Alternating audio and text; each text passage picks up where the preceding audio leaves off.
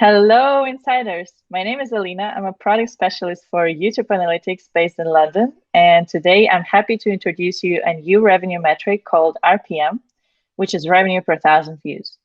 And here is some background about this metric.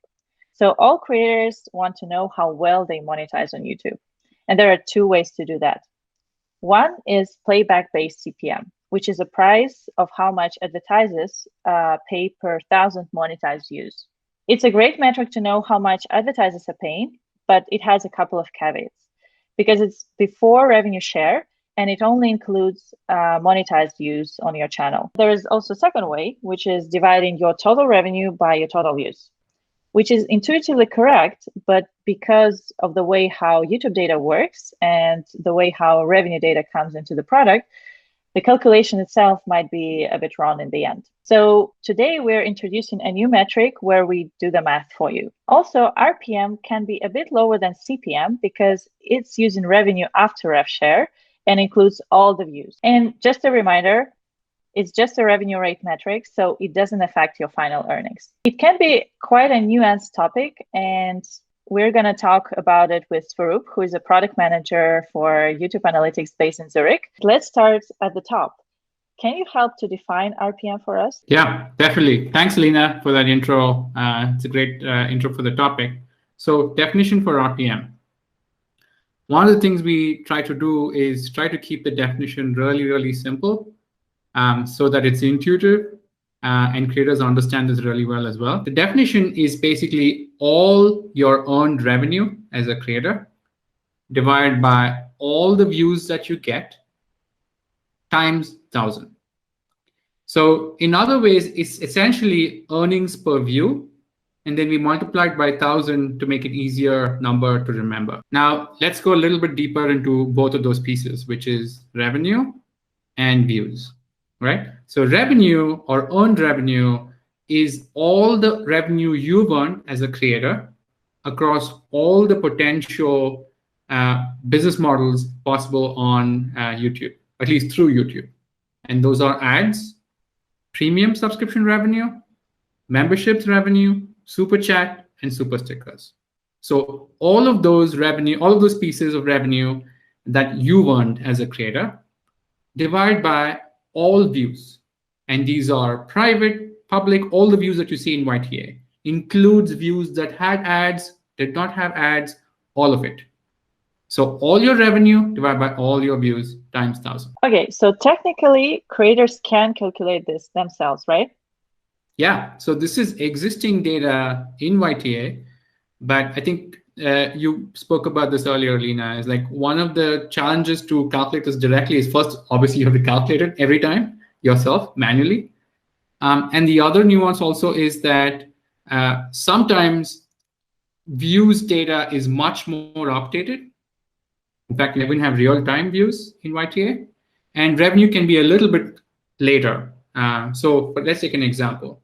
Let's say you want to assess an RPM of a recently published video, and then you say, okay, let me look at the last 7 days of data. It could be the case that in the last 7 days of data, you only have, let's say, about 5 days of revenue and then 7 days of views.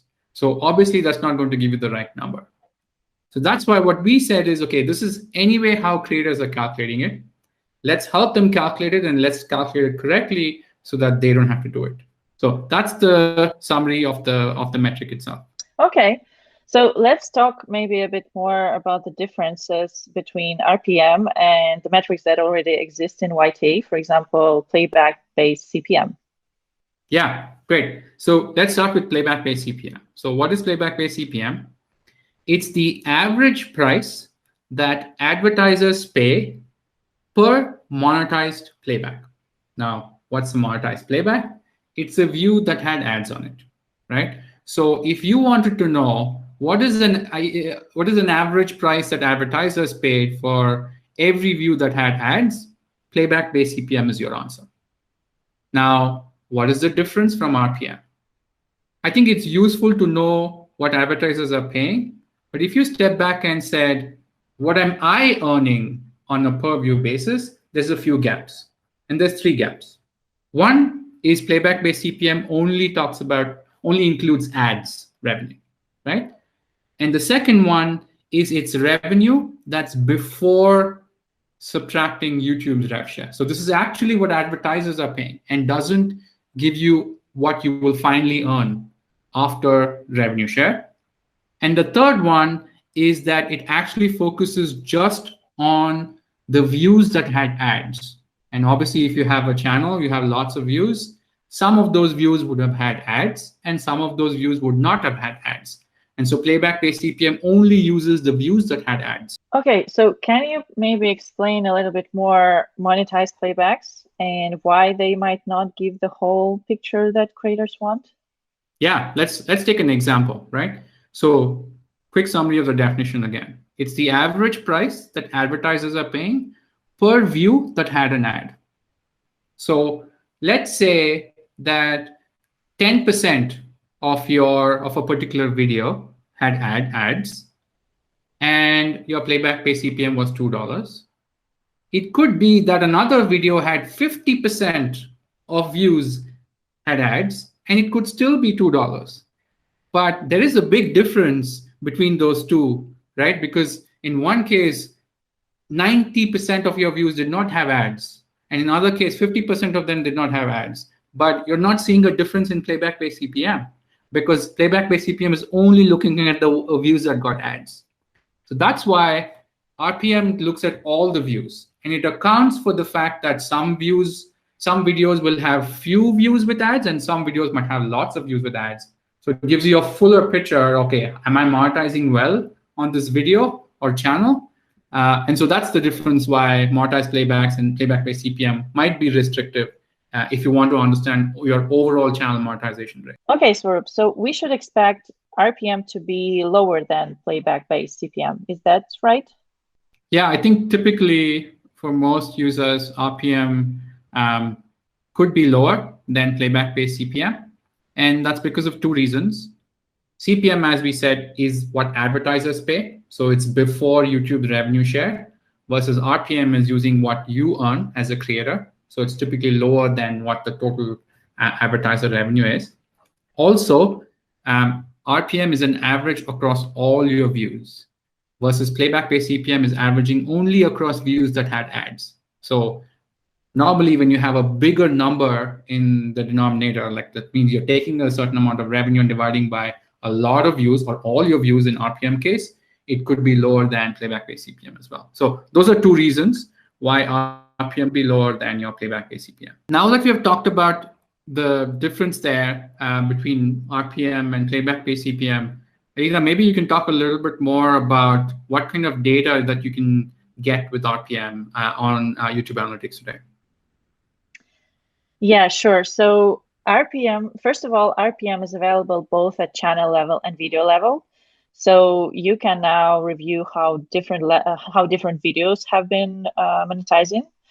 Also, if you, for example, have videos of a particular topic, say you have a cooking channel and you have videos with Italian recipes, and you have a group of those videos, you can also look at your RPM for a group, so on a group level.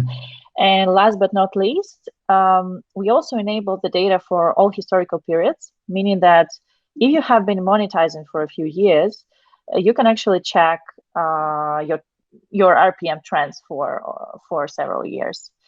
And I think there are also a couple of particular cases, and let's maybe discuss those. So for example, memberships. Let's maybe dive into that topic. How does it work with RPM? Yeah, definitely. So memberships has a unique way of attributing revenue to a video. So there's three types of membership revenue you could get. Like one is a member actually signs up for memberships. The second one is the member could be renewing their membership. And the third is that a member could be upgrading their membership.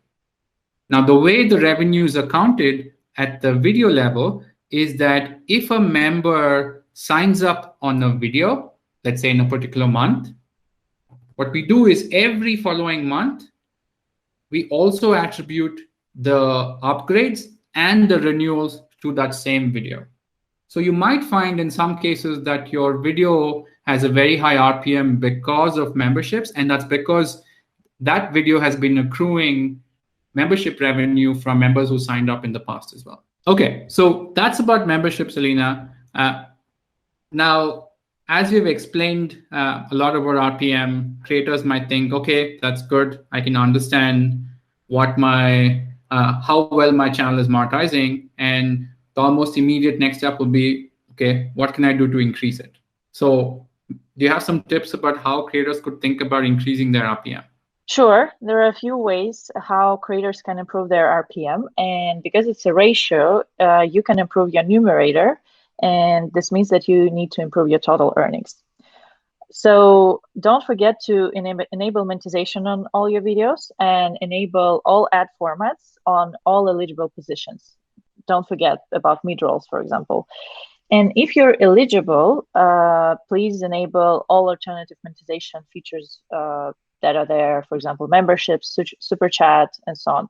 It will help you diversify your revenue streams a lot. I think we're almost finished. So, Sarup, any other questions or feedback for our audience today?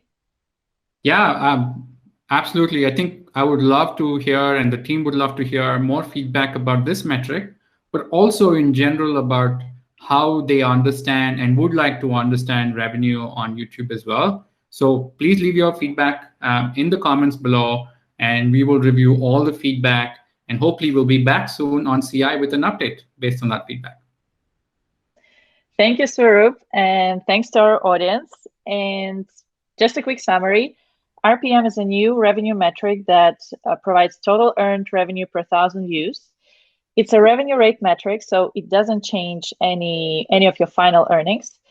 And it's likely to be a bit lower than playback-based CPM, but that's because it's calculated after revenue share and averages earnings across all your views. So keep the feedback coming and keep it real.